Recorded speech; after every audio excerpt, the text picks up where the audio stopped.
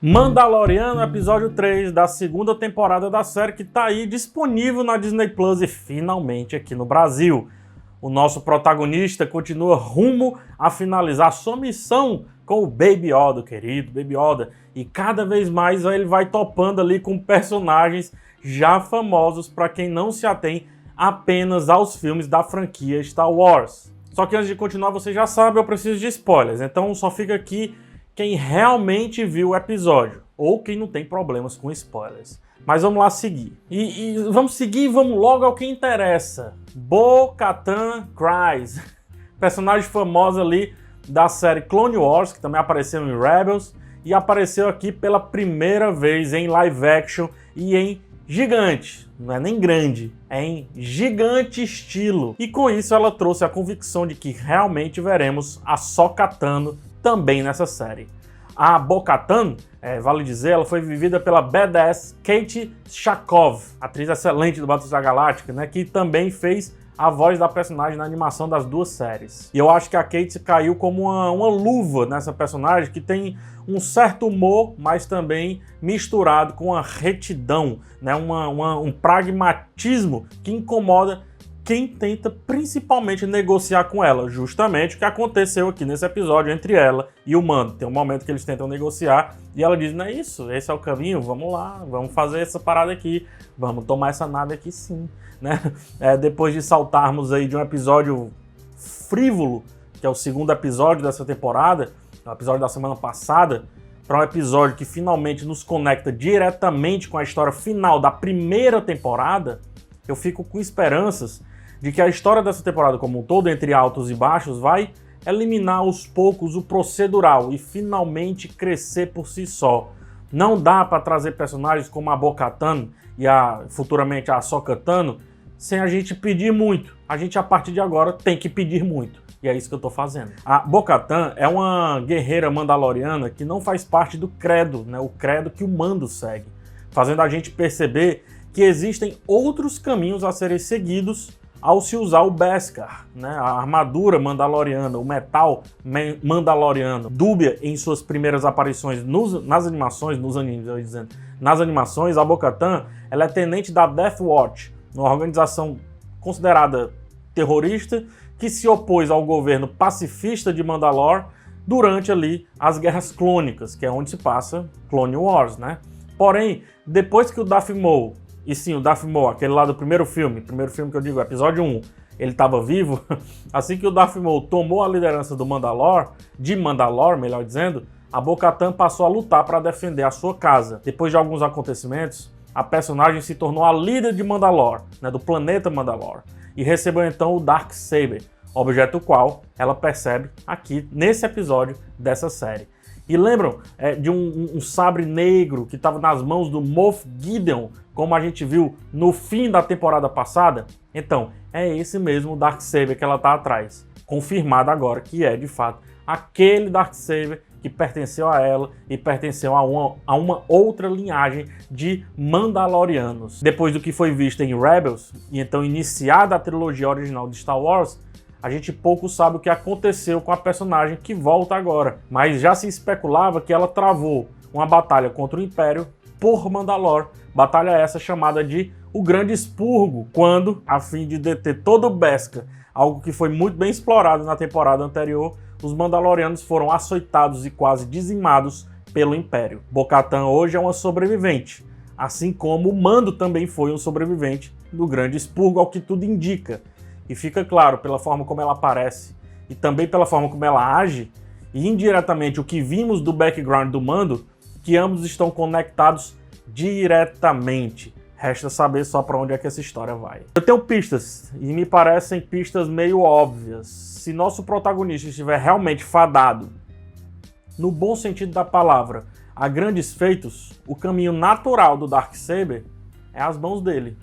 O que seria poético, né? Seria poético demais ele buscar algo, todo o tempo estar buscando algo ou alguém para tomar conta ali do Baby Yoda, e na verdade esse alguém ser ele mesmo, ser a sua própria essência. O Mando ele vai enfrentar agora uma provação do seu credo, da sua crença no seu credo, apesar de parecer estranho, né?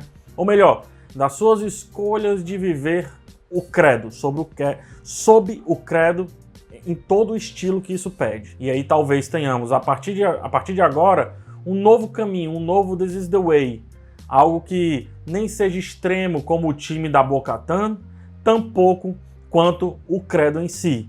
E isso pode fazer finalmente vermos um quase Jedi mandaloriano com um sabre mais aperfeiçoado do que os sabres costumeiramente aí que apareceram até agora na franquia de Star Wars.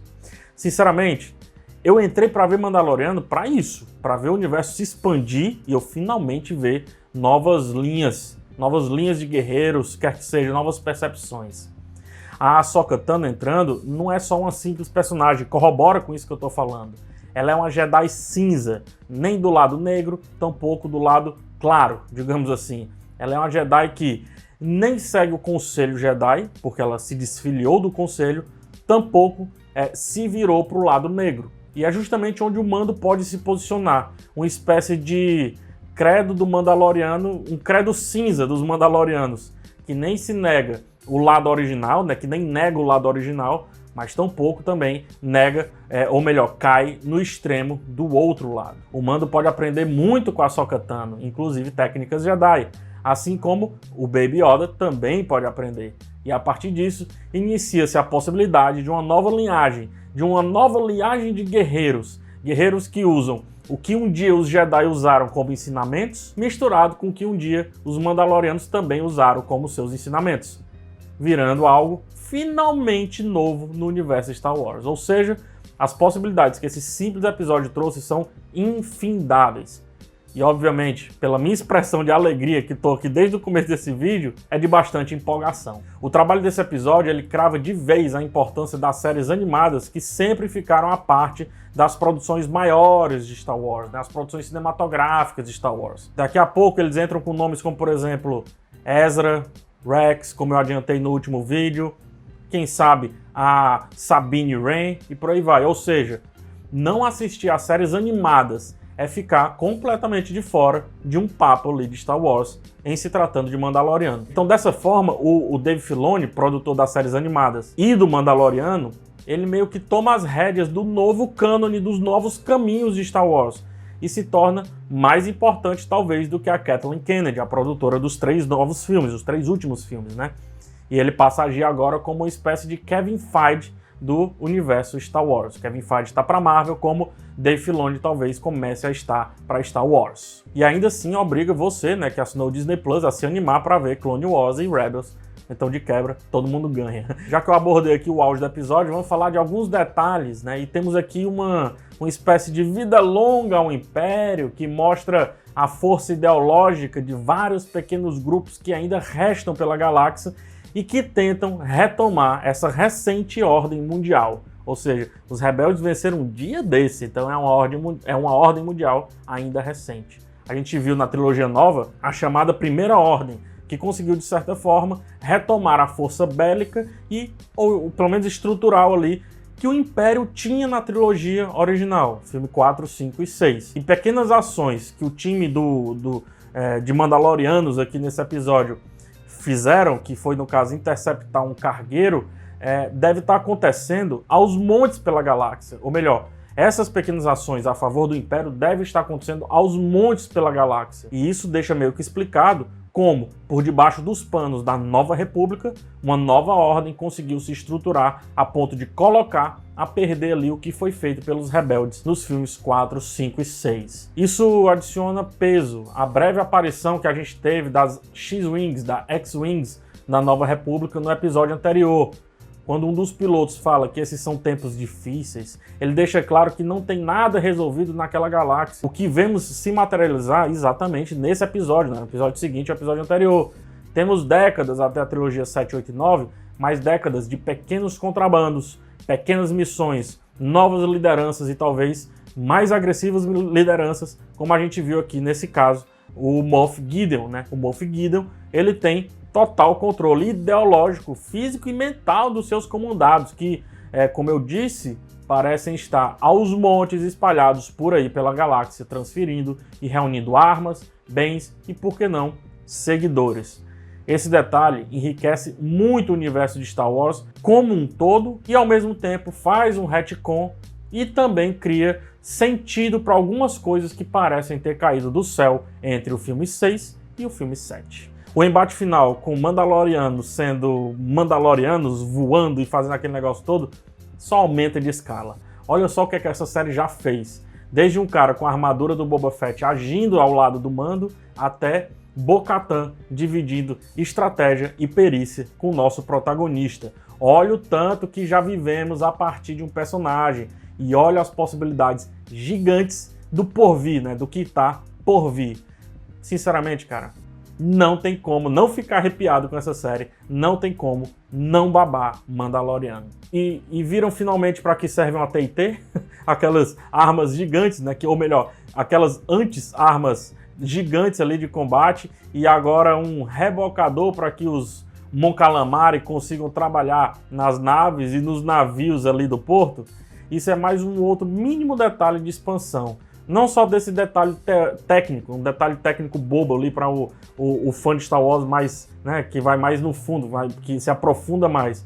Mas até o fato de vermos, por exemplo, a raça do Almirante Ackbar, famoso pela frase "It's a trap", né, pelo meme eu diria "It's a trap", vivendo ali, a raça dele vivendo de maneira simples, né, sendo seres simples e ensinando como que as coisas elas se organizam também na galáxia a partir da simplicidade. Em um planeta, por exemplo, todo de água, que faz total sentido para com as raças aquáticas, né? E que antes a gente nem, né, pelo menos na minha cabeça, nem havia passado a possibilidade de existir esse planeta e essas raças estarem nele, desse jeito que foi apresentado. Isso me leva a crer, por exemplo, é um estudo que a gente pode exagerar, né? Mas isso me leva a crer que um dia o querido Ackbar, ele foi um jovem como o Luke, que sonhava com as estrelas. Jovem que viveu e queria fugir de onde estava por estar rodeado de areia e talvez um outro por estar rodeado de água, mas ambos tentando sair daquela vida simples ao qual eles estavam predestinados.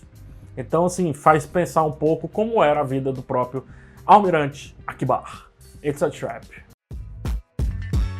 E é isso, assim, um episódio rápido, um episódio pequeno, só que um episódio muito poderoso em possibilidades. Eu simplesmente adorei ver mais um pouco dos Mandalorianos agindo juntos, é sempre bom, e mais ainda, pelo fato de eu ter sido colocado tanto em cenários já conhecidos, como por exemplo a nave do Império repleta de Stormtroopers errando tiros, como em novos cenários, como por exemplo uma espécie de Waterworld lotado de espécies que já conhecíamos em outros contextos, seja quadrinhos ou seja os livros. E isso, meus amigos, isso é lindo para quem vive Star Wars há tanto tempo, como eu e como vários de vocês. Bom, eu falei demais. Semana que vem eu volto falando um pouco mais sobre o próximo episódio agora, né? Então eu espero vocês aqui de volta no canal. Se não se inscreveu, se inscreve e ativa a notificação para não perder os vídeos. Uma boa semana a todos. Bons filmes aí no Disney Plus que chegou ao Brasil. E tchau.